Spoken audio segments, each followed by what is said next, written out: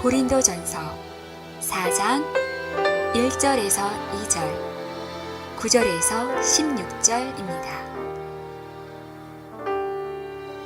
사람이 마땅히 우리를 그리스도의 일꾼이요 하나님의 비밀을 맡은 자로 여길지어다. 그리고 맡은 자들에게 구할 것은 충성이니라. 내가 생각하건대 하나님이 사도인 우리를 죽이기로 작정된 자같이 끄트머리에 두셨으니 우리는 세계 곧 천사와 사람에게 구원거리가 되었노라. 우리는 그리스도 때문에 어리석으나 너희는 그리스도 안에서 지혜롭고, 우리는 약하나 너희는 강하고, 너희는 존귀하나 우리는 비천하여 바로 이 시각까지 우리가 줄이고 목마르며 헐벗고 매맞으며 정처가 없고, 또 수고하여 친히 손으로 일을 하며 모욕을 당한즉 축복하고, 박해를 받은즉 참고, 비방을 받은즉 권면하니, 우리가 지금까지 세상의 더러운 것과 만물의 찌꺼기같이 되었도다. 내가 너희를 부끄럽게 하려고 이것을 쓰는 것이 아니라 오직 너희를 내 사랑하는 자녀같이 권하려 하는 것이라. 그리스도 안에서 1만 스승이 있으되 아버지는 많지 아니하니, 그리스도 예수 안에서 내가 복음으로써 너희를 낳았으니라. 그러므로 내가 너희에게 권하노니 너희는 나를 본받는 자가 되라. 아멘. 할렐루야. 11월의 마지막 주일이 벌써 되었습니다. 곧 한 해의 마지막 달 12월 달이 시작이 될 것 같아요. 한 해를 잘 마무리하시고 새해를 꿈꾸는 여러분이 되길 주의 이름으로 축원합니다. 해가 뜨기 전에 깊고 긴 밤이 있습니다. 우리 인생에도 맑은 날만 있지 않고 어두운 저녁이 있고 그림자가 드리우는 짙은 암울한 시절도 있기 마련이죠. 사도 바울의 트레이드 마크 같은 그런 성경 구절, 항상 기뻐하라, 쉬지 말고 기도해라, 범사에 감사해라. 이 말씀을 한 사도 바울, 불굴의 사역자 같았던, 정말 강철 심장을 가지고 사는 것만 같은 그 사도 바울에게도 어두운 시간은 있었습니다. 아니, 어쩌면 우리보다 더 짙고 어두운 그늘이 있었던 것이죠. 고린도서 1장 8절 말씀에는, 형제들아, 우리가 아시아에서 당한 환난을 너희가 모르기를 원치 않으니 힘에 겹도록 심한 고난을 당하여 살 소망까지 끊어졌다. 우리가 공감하며 위로받는 게 뭘까요? 그렇게 위대한 사도였던 사도 바울도 살 소망이 끊어진 것 같은 그런 기분. 야, 이거 죽었구나, 이거 다 망했구나, 여기서 끝이구나 라고 생각하는 그 시간이 그분에게도 있었다는 것입니다. 그분은 우리와 별반 다르지 않은 사람이었다는 것이죠. 그도 역시 영적 슬럼프에 빠질 때가 있었다는 것입니다. 오늘 본문 말씀에서 사도 바울이 이렇게 생각합니다. 내가 생각하건대 하나님이 사도인 나를 죽이기로 작정했구나. 오죽하면 그런 생각이 들었겠어요. 내가 당하는 일을 보니까 하나님이 나를 아예 죽이려고 작정하셨네. 하나님의 일하는 나의 사도인데도 하나님이 나를 잡으려고 하시나 봐. 아주 이런 고민에까지 빠진 것이죠. 끄트머리에 두셨다. 내 인생이 끄트머리에 놓인 것처럼, 절벽 끝에 놓여 있는 것처럼, 절망적인 그 상황의 끄트머리에 내가 빠져 있다는 그런 느낌을 사도 바울이 받고 있는 것입니다.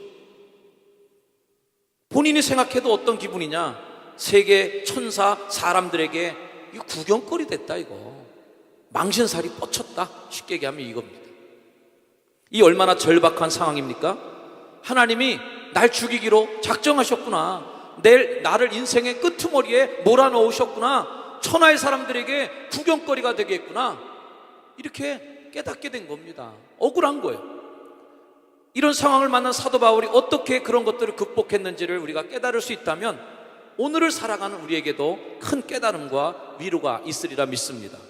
바울의 심경을 오늘 잘 보여주는 성경 말씀이 13절 말씀입니다. 13절 말씀 한번 다 같이 한번 볼까요? 시작. 비방을 받은 즉 권면하니 우리가 지금까지 세상의 더러운 것과 만물의 찌꺼기 같이 되었도다.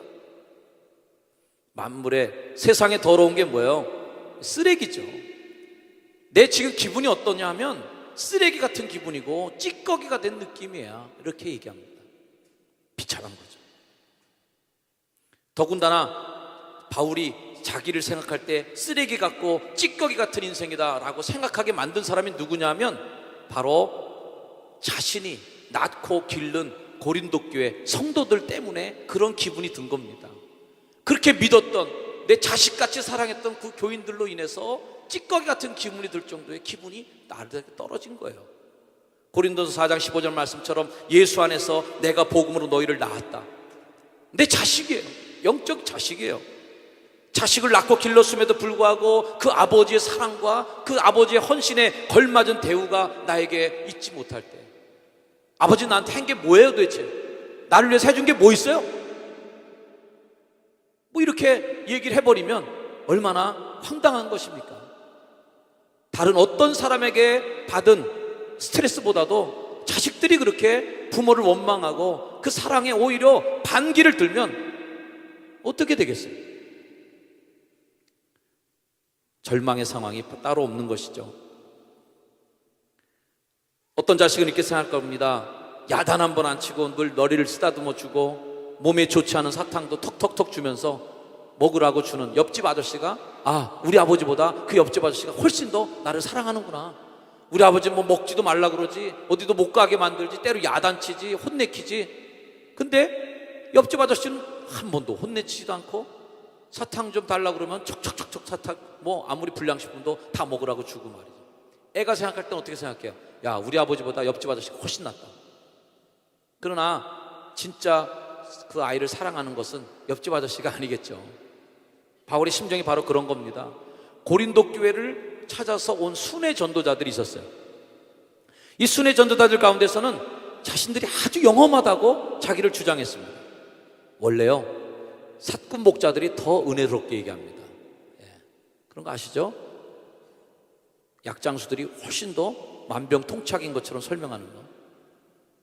진짜들은요, 위험성도 다 얘기해 줍니다. 이 약을 먹었을 때 이런 부작용이 날 수도 있고, 이런 일들을 통해서 이 약이 이렇게 나쁜 영향을 끼칠 수도 있습니다. 그런데 사이비들은 뭐라고 얘기해요? 만병통치약이고 먹어만 봐, 잡숴만 봐, 이렇게 얘기하는 거예요. 그래서 마치 그 약을 먹으면 모든 게 다 나아지는 것처럼 부작용과 다르게 될 것까지도 걱정하는 마음을 알려내 줍니다. 왜? 먹고 그냥 장사해서 팔아먹고 가면 그만이니까. 그러나 그 영혼을 생각하고 진짜를 아는 분은 그렇게 안 하죠. 고린도서 11장 5절 말씀에 나는 저 거물급 사도들보다 조금도 못할 것이 없다고 생각합니다. 자, 이 말을 왜 바울이 했겠어요? 순회 전도사들이 그 고린도 교회 찾아갔고 자기가 어떤 사람이냐라고 설교하고 다니는데, 그 사람들은 자기 자신을 거물급 사도라고 얘기하고 다녔습니다. 순 거짓말이겠죠. 그러나 사꾼이 되면요, 못할 말이 없습니다. 그래서 오히려 사꾼들이 말은 더 거룩합니다. 그들의 자랑은 단번에 고린도 교회 교인들의 마음을 사로잡아 버렸어요. 야, 이렇게 신령한 사람이 왔구나. 우리에게 전도하고 우리 교회를 세우신 바울 사도는 나는 작은 종이다, 겸손하게 생각하고 나는 부족합니다, 나 약함을 자랑합니다, 뭐 이렇게 자신 없는 얘기만 하시더니 요번에 새로운 양반은 보니까 아주 뭐 번쩍번쩍 빛이 나고 말이죠. 뭐 안 되는 거 하나도 없고 내 말 한마디면 뭐 그냥 뭐 천사들도 다 머리를 숙이는 대단한 양반이 오신 거예요. 그래 얼마나 이 교인들이 신기하겠습니까? 거기에 쫙 몰려 들어간 것이죠. 과장된 간증, 부풀리고 포장된 거룩한 모습을 보여주면서 영적으로 미숙한 이들을 미혹했습니다. 대부분 그렇듯이 그들의 말은 거품이었어요. 고린도서 10장의 말씀에 그 사람들을 빗대서 하는 얘기가 있습니다. 우리는 스스로를 칭찬하는 사람들로 비춰지거나 그런 사람들과 비교될 생각이 조금도 없습니다. 그 순회 전도자들은 어떤 사람이었어요? 자기 스스로를 칭찬하고 다니는 사람이에요. 내가 옛날에 하면서 왕년에 무슨 일이 했고 그러면서 거품을 내면서 말이죠, 자신이 얼마나 그렇게 위대한 사도인가를 막 자랑하고 하는 겁니다. 그런 사람들과 난 비교될 생각이 조금도 없다라는 것이죠. 그런 사람들은 자기들이 만든 표준에다 자기들을 재거나 비교한단 말이에요. 하나님의 기준으로 그 영적인 기준을 봐야 되는데 중심을 보시고 그 영혼 속에 중심을 보시고 얼마나 성도들을 사랑하는 아버지의 마음이 있는가를 보고 하나님 판단하시는 건 생각하지 않고 사람들의 기준으로 보게 됩니다. 사람들이 나를 인기 있어 하는가? 사람들이 나를 좋아하는가? 달콤한 말, 좋은 말만 해야 됩니다. 그래서 사람들에게 인기를 끕니다. 자기들이 만든 표준에다가 자신을 재거나 기준으로 되는 거죠. 이런 사람들은요, 지혜가 없다는 걸 스스로 드러내는 것이다. 그러나 우리는 정해진 한계를 넘어서는 자랑을 하지 않고, 사람이 해야 될 말이 있고 안 할 말이 있는데 안 할 말, 못 할 말 다 주워 삼키면서 그렇게 자랑하지 않겠다는 거예요. 우리는 하나님, 그분이 자랑할 것만 우리는 자랑하는 거죠. 그래서 사도 바울이 뭐라고 얘기합니까? 나는 십자가만 자랑하겠다, 이렇게 나온 겁니다. 왜 자기 이력을 자랑하고 뭐 이렇게 뻥튀기 하냐 이거예요. 사도 바울은 오히려 거꾸로 나는 오직 그리스도의 십자가만 자랑하겠습니다. 하나님이 정해주신 한계를 넘어서는 자랑을 하지 않고 하나님이 맡겨주신 영역 안에서만 종의 모습을 갖고 있는 그 연약한 모습을 통해서 거기서만 그게 자랑이지, 거기서 하나님 뭐 동생 되는 것처럼 부풀리지 않았습니다라는 거죠. 고린도 교회 성도들의 그 눈속임을 하는 거짓 사도들에게 다 넘어가고 그들이 다 그 사도들에게 가서 자신들이 하나님 그 마음을 다 뺏기고 하는 그 일들을 보면서 사도 바울의 마음에 인간이기 때문에 서운한 마음이 들었던 것이죠. 이런 환경에도 서운한 마음이 없다면 사람이 아니문이다, 정말 이렇게 되는 거죠. 사람이 아닌 거죠. 바울은 그런 서운함을 가감없이 드러냈습니다. 고린도서 11장 4절 말씀에 여러분은 왜 그렇게도 잘 속아 넘어갑니까? 왜 이렇게 얄팍한 데 넘어가요? 어떤 사람이 여러분에게 우리가 전한 분과는 다른 예수를 설교하고 있어요. 거짓 복음을 전하고 있어요. 또 여러분이 받은 성령과는 다른 영을 전하고 있어요. 여러분이 구원받은 것과는 다른 길을 가리키고 있는데도 쉽게 믿어버리는 여러분이 참 답답합니다. 왜 이렇게 잘 속아 넘어가세요? 안타까운 마음으로 얘기하는 겁니다. 사랑하는 효성중앙 가족 여러분, 오늘 이 본문 말씀을 제가 왜 여러분에게 말씀드립니까? 여러분, 주님의 일을 하다가 이런 일을 당해보신 적 없으세요? 난 정말 아버지이기 때문에 이런 음식을 먹을 수 없어, 불량식품을 자식들의 손에서 뺏는 아버지의 마음을 갖는데 그 아버지의 마음으로 한 순수한 마음의 열정으로 했던 그 일들이 비난을 받을 때, 오히려 주님의 일을 봉사하고 교회를 섬기는 여러분들의 헌신과 사랑이 오해를 받을 때 여러분 기분이 어떨까요? 순수한 마음으로 눈에 띄지 않도록 조용히 섬기려고 했던 그 겸손함이 오히려 오해를 받거나 지탄의 대상이 될 때 여러분 기분이 어떻습니까? 사도 바울의 마음처럼 살 소망마저 끊어진 기분, 더 이상 살고 싶지 않구나, 더 이상 이 사역을 하고 싶지 않아, 더 이상 나는 이 일을 하고 싶지 않아, 때려치고 싶은 그런 마음들 말이죠. 그런 감정을 사도 바울은 이렇게도 표현했습니다. 우리는 우리 자신이 사형 선고를 받은 줄 알았으니. 기분이 그런 것이에요. 야, 하나님 날 죽으라고 그러는구나, 사형 선고를 난 받았네, 그런 심정까지 내려간 겁니다. 사랑하는 여러분, 제가 왜 집요하게 바울이 겪었던 이 영적 슬럼프, 그리고 바울이 자신의 감정에 그렇게 느꼈던 아픈 감정들을 스스럼 없이 드러내는 이 성경 구절을 계속해서 제가 인용하고 있습니까? 우리 같은 평범한 사람은요, 사도 바울이 겪었던 이 정서적인 힘든 상황, 심적 고통을 우리라고 안 당할 리가 있겠냐는 겁니다. 당연히 우리는 그런 마음을 갖게 된다는 것이에요. 그런 마음 때문에 여러분들이 상처받지 않기를 주의로 축원합니다. 우리도, 사도 바울도 우리처럼 어려울 땐 힘들었던 것이다. 사도 바울도 사람들의 비방을 받으면 답답했다. 사도 바울도 때로는 숨이 막혀 죽고 싶기도 했다. 이런 감정을 우리가 함께 느끼고 있는 거예요. 나 혼자 그런 감정을 느끼는 게 아닙니다. 내가 믿음이 없나 봐. 그렇지 않아요. 믿음이 좋아도 천하의 사도도 그런 감정의 흔들림을 겪고 있다는 겁니다. 천하의 영적인 승리자였던 엘리야도요, 아합과 이세벨에게 쫓겨다니면서 이런 마음으로 하나님께 탄식하죠. 열왕기상 19장 말씀에 자기 자신은 광야로 들어가 하루 일찍 가서 로뎀나무 아래 앉아서 죽기를 원하여 이르되 여호와여 넉넉하오니 지금 내 생명을 거두시옵소서. 나는 내 조상들보다 낫지 못합니다. 나은 게 하나도 없어요. 조상들보다 낫지 못한 게 뭐예요? 조상님들이 다 죽었잖아요.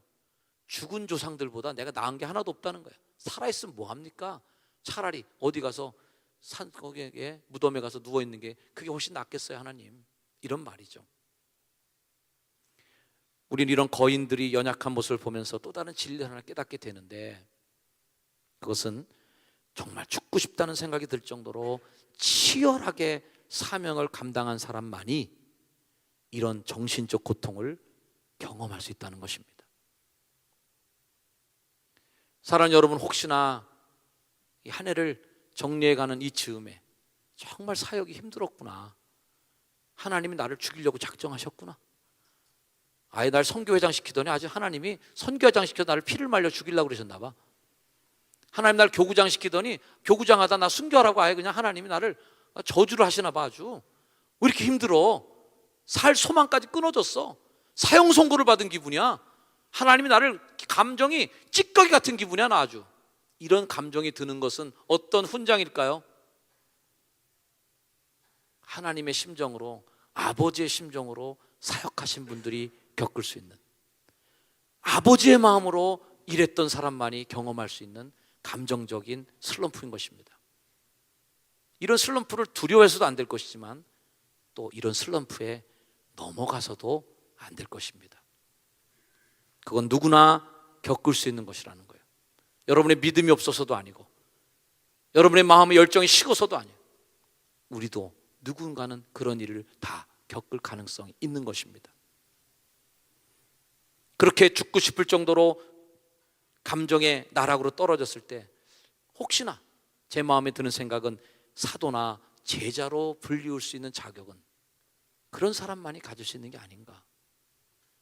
혹여나 한 해 동안 교회를 다니시면서 너무 편안하게, 물론 하나님이 주신 평안도 있겠지만요, 정말 사역하는 데 있어서 너무 편하게, 아무 갈등도 없이, 아무 고민도 없이 교회 다니는 게 너무 그냥 편안하게만 다닌 분이 있다면 다시 한번 여러분에게 묻고 싶어요.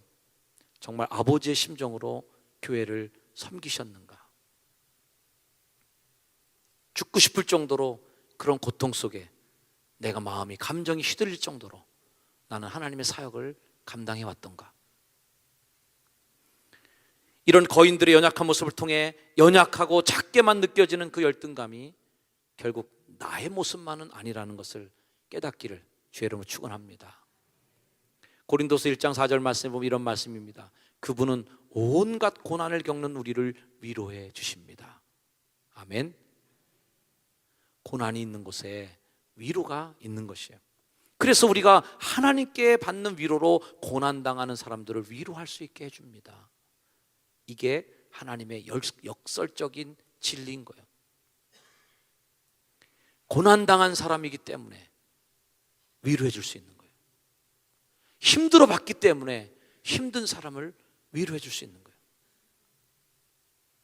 죽을 지경까지 내려봤기 때문에 죽을 지경까지 고통하는 이들에게 격려자가 될 수 있는 것입니다. 예수님이 바로 그런 분이셨잖아요.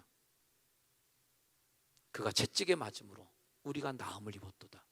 채찍에 맞게 되면 그 아픔이 있기 때문에 아픈 이들을 위로해 주시는 거예요. 그래서 예수님의 사역을 가리켜서 상처 입은 치유자다. 우리 흔히 얘기합니다. 너나 잘하세요. 이런 말이 잘못 사용될 때가 있어요. 너도 아픈데 뭘 남을 위로하냐. 너나 잘하세요. 사랑하는 여러분, 예수님의 사역을 너나 잘하세요로 했으면 십자가에 달려서 고통하고 신음하는 양반이 뭘 나를 위로해줘. 너나 잘해. 그 당시에 예수님 십자가 주변에 있는 사람들 그런 거 아닙니까? 너도 구원하고, 십자가에서 내려서 너도 구원하고 우리도 살려봐. 그러나 예수님은 상처 입은 치유자이셨다. 그가 채찍에 맞음으로 우리가 나음을 입었도다. 그가 고통에 당하고 죽음을 당함으로 죽어가는 사람을 살릴 수 있는 생명의 주인공이 되신 줄 믿습니다.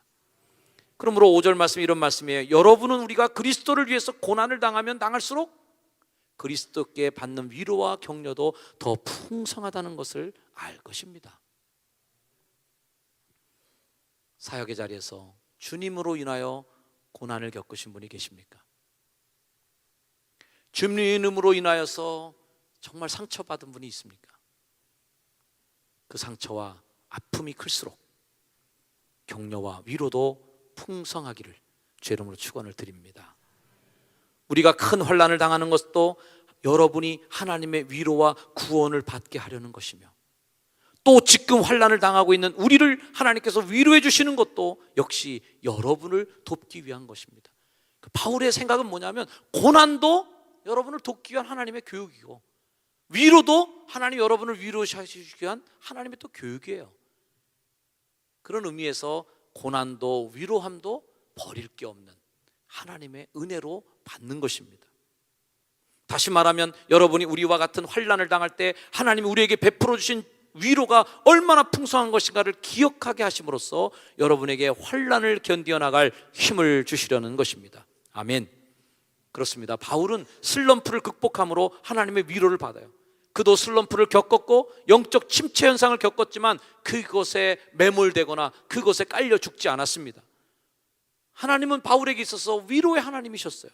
찬송하리로다. 그는 우리 주 예수 그리스도의 하나님이시요 자비의 아버지시요 모든 위로의 하나님이시며. 아멘. 따라합시다. 하나님은 위로의 하나님이십니다. 그리스도를 인하여 겪는 고난을 극복할 힘이 또 누구에게 나오냐?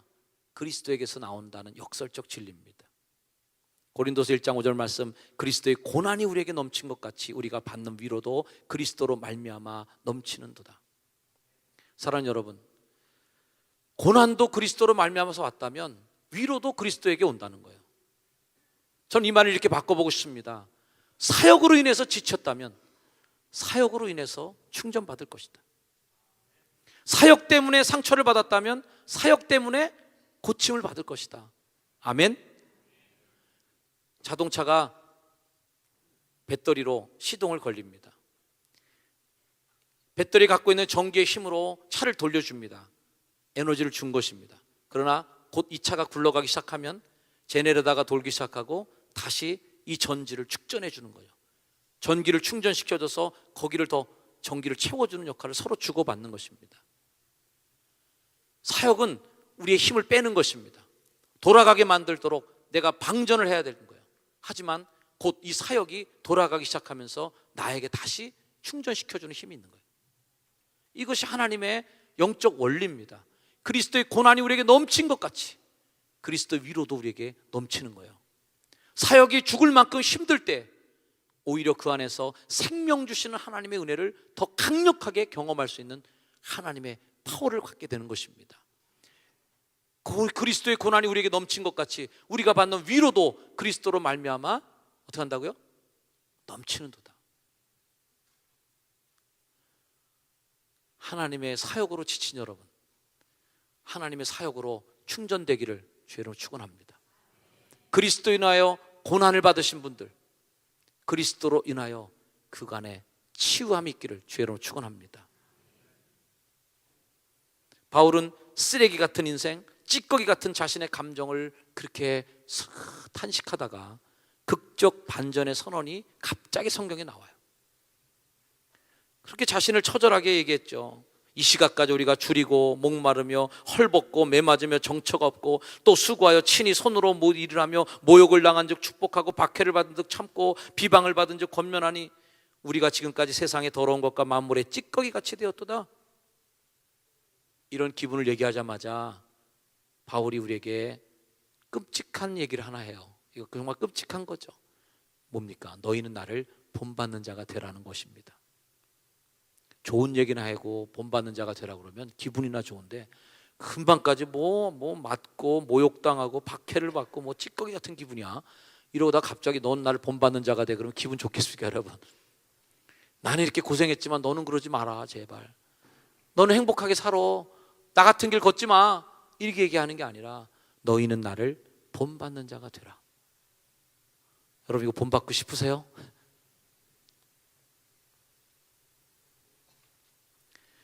다시 한번 바울의 심정을 요약해보면 이런 마음입니다. 일부 고린도 교회 교인들 때문에 마음이 상했습니다. 배신감도 느꼈습니다. 심하게는 사형수가 된 심정이었었고요, 감정은 쓰레기고 기분은 찌꺼기가 됐어요. 그러나 그 순간 예수님이 당하신 고난과 내 인생을 한번 대입시켜 본 것이죠. 예수님이 어떤 분이셨는가, 예수님이 당하신 고난과 십자가, 그리고 그곳에서 사람들에게 조롱받으면서 네가 하나님의 아들이거든 뛰어내려와 봐라, 조롱하고 멸시하는 그 사람들에게서 멸시받던 그 예수 그리스도를 내 삶과 비교해 보니까 어쩌면 내 삶과 이렇게 똑같은지 완전히 오버랩 되는 거예요. 그러면서 바울이 깨닫습니다. 아, 내가 지금 당하는 이 고난은 그리스도를 닮는 상황이었구나. 그리스도가 당하신 일을 나도 같이 겪고 있는 것이구나. 그러면서 깨닫습니다. 아, 자신이 당하고 있는 배신감, 찌꺼기와 쓰레기가 되는 이 상황이 그리스도인이라면 당연히 겪어야 할 아픔이었구나. 너희가 그리스도와 함께 영광을 받으려면 그와 함께 고난도 받을지니. 할렐루야. 영광의 십자가의 부활의 영광을 동참하기 위해서 우리도 같이 주와 함께 십자가를 지고 죽는 일이 있어야 되겠다는 거죠. 하나님 바로 약함을 통해서 영광을 받으실 것이고 부활의 능력은 바로 그 죽음에서 나오기 때문에 주님이 고난이 내게 넘친 것 같이 부활의 영광을 바라볼 때 주님의 위로도 내게 넘친다는 사실을 확신하게 된 것입니다. 우리 따라합시다. 침체의 답은 그리스도이다. 영적 침체에 당하신 분들, 다른 걸로 충전받지 않기를 바랍니다. 예수님 때문에 사역에 침체가 있다면 그 사역의 침체를 극복하게 하는 힘도 역시 그리스도인 것입니다. 마음이 무너질 때 그리스도의 십자가가 답입니다. 따라합시다. 그리스도의 십자가가 답입니다. 연말을 맞으면서 11월 달에 끄트머리 주간을 지내는데요, 사역에 힘들게 봉사했던 많은 분들을 생각하며 오늘 이 말씀을 제가 준비해 봤습니다. 정말 믿음의 동지들이 우리에게 있음을 제가 기억하고 참 감사하게 여깁니다. 우리 아까 최병선 권사님 알파 간증에도 말씀하셨지만 함께 동역했던 그 전우들, 함께 이 사역을 감당하기 위해서 한 해 동안 땀 흘리고 주님의 제단에서 영적 전쟁에서 피를 흘리며 싸운 믿음의 식구들을 기억합니다. 그러나 우리가 이렇게 무너지고 침체될 때 우리는 어디서 다시 충전받을 수 있을까요? 그리스도의 위로가 우리에게 답입니다. 하나님께 기도함으로 우리는 충전받게 됩니다. 그리스도의 고난이 우리에게 넘친 것 같이 그리스도의 위로도 여러분에게 넘칠 줄로 저는 확신합니다. 주님에게 위로받기를 축복합니다. 우리는 역설의 진리를 믿고 살아가는 사람입니다. 성경 역설이 어디서 나옵니까? 고린도 후서 6장 말씀, 무명한 자 같으나 유명한 자요, 죽은 자 같지만 보라 우리가 살아있고, 징계를 받는 자 같으나 죽임을 당하지 아니하고, 근심하는 자 같으나 항상 기뻐하고, 가난한 자 같으나 많은 사람을 부요하게 하고, 아무것도 없는 자 같으나 모든 것을 가진 자로다. 할렐루야. 우리는 그리스도의 사역의 십자가를 지고 가면서 아무것도 없는 사람처럼, 무능한 사람처럼 그렇게 용기와 힘을 잃어버리게 만든 그 사역의 짐에 쓰러져서 치여 있을 때라도, 그러나 우리는 다 잃은 것 같지만 다 가진 사람이 될 수 있는, 우리가 넘어진 자 같지만 다시 일어서는 자가 되고, 죽을 것만 같았지만 그 안에서 다시 생을 살아가는 용기와 힘을 걷는 것도 역시 그리스도의 십자가가 답인 것입니다. 한 해 동안 힘껏 달려온 성도들을 위로하고 축복합니다. 사도 바울은 오늘 성경 말씀 앞구절에 이런 얘기를 합니다. 사람이 마땅히 우리를 그리스도의 일꾼이요 하나님의 비밀을 맡은 자로 여길지어다. 그리고 맡은 자들에게 구할 것은 충성이니라. 사역자들에게 구해야 될 것이 무엇일까? 충성이었다고. 충성은 뭘까요? 끝까지 하는 것이 충성인 것입니다. 충성된 종이 되기 위해서 우리는 바울의 삶을 본받아야 될 줄로 압니다. 바울의 삶은 어떤 삶일까요? 내가 달려갈 길과 나의 갈 길을 다 간 후에 나의 갈 길 다 간 후에 예수 인도하시니 우리의 갈 길을 다 걸은 후에 주님이 위로하심이 우리에게 있기를 소망하며 모든 눈에서 그 눈물을 씻기시는 하나님의 위로와 평강의 약속이 우리에게 주어지는 그날까지 믿음 안에 승리하는 저와 여러분이 되기를 주의 이름으로 축원을 드립니다. 우리 함께 기도하겠습니다. 사랑하는 성도 여러분, 우리가 왜 영적 침체를 겪을까요? 그것은 아버지이기 때문에 그렇습니다. 사도 바울이 자식들에게 하는 마음으로 얘기합니다. 너희를 부끄럽게 하려고 이것을 쓰는 게 아니라 오직 너희를 내 사랑하는 자녀같이 권하려 하는 것이다. 그리스도 안에서 일만 스승이 있으되 아버지는 많지 않으니 그리스도 예수 안에서 내가 복음으로 너희를 낳았다. 그러므로 내가 너희를 권하노니 너희는 나를 본받는 자가 되라. 가짜 아버지였다면 이렇게 권하지 않았을 거예요. 가짜 아버지였다면 그렇게 나를 본받는 자 매맞고 고농당하고 3대 교회 외면당하고 이 여러 가지 이 피곤하고 힘든 일을 어떻게 자식에게 물려줄 수 있겠어요? 하지만 바울은 아버지의 심정으로 너희를 권한다고 했습니다. 이게 살 길이야. 이게 널 살릴 거야. 이게 너를 위로를 줄 거야. 이 일을 행함으로 네가 복을 받을 거야. 아버지의 마음으로 너희를 권하노니 너희는 나를 본받는 자가 되라. 주와 함께 고난을 받으러 가자. 우리에게 이 말씀을 하고 있는 것입니다. 우리 시간 함께 기도하면서 하나님, 나도 주를 본받는 자가 되게 하시고 바울이 걸었던 그 고난의 길처럼 그리스도의 고난과 핍박이 있었지만 그 안에서 회복과 위로도 있게 하시는 그리스도의 길을 우리가 걷게 해 주옵소서. 이 시간 함께 기도하겠습니다. 나의 주 아버지 하나님, 주님 감사합니다. 하나님, 우리로 하여금 주의 위로와 평강이 축복 있게 해 주시옵소서. 주를 만날 수 있는 하나님 믿음의 마음을 우리에게 주사옵니다. 주님의 사역을 담아가면서 때로는 우리의 감정과 우리들의 영적인 상태가 나라까지 떨어질 때도 있고 쓰레기와 같이 찌꺼기 같은 심정으로 하나님 앞에 나갈 때도 있지만 하나님, 곧 우리가 다시 그리스도를 본받는 우리의 마음이 되게 하시고 그리스도를 본받아 하나님과 주님의 십자가를 지고 우리가 함께 주님의 골고다의 길을 같이 걸으며 위로부터 얻는 위로와 힘을 얻는 믿음의 식구들이 다 되게 해 주시옵소서.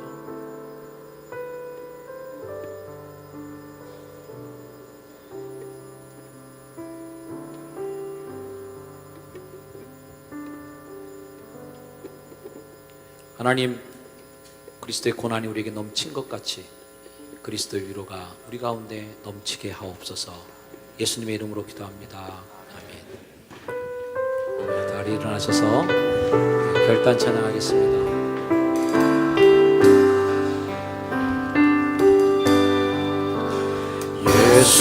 예수의 이름으로 나는 일어서리라. 주가 주신 능력으로 나는 일어서리라. 원수가 날 향해 와도 쓰러지지 않으리.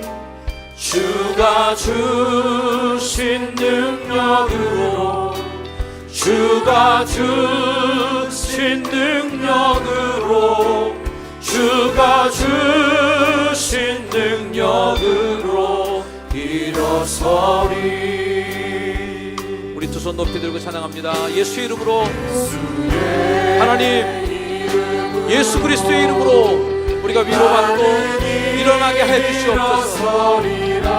주님으로 당한 고난도 예수 그리스도를 통하여 우리가 겪는 환난과 고난도 예수님께서 주시는 위로와 격려가 다시 한번 일어나게 해주시옵소서.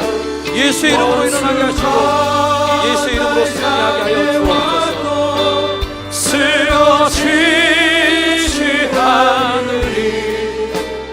주가 주신 능력으로 주가 주신 능력으로 주가 주신 능력으로 일어서리.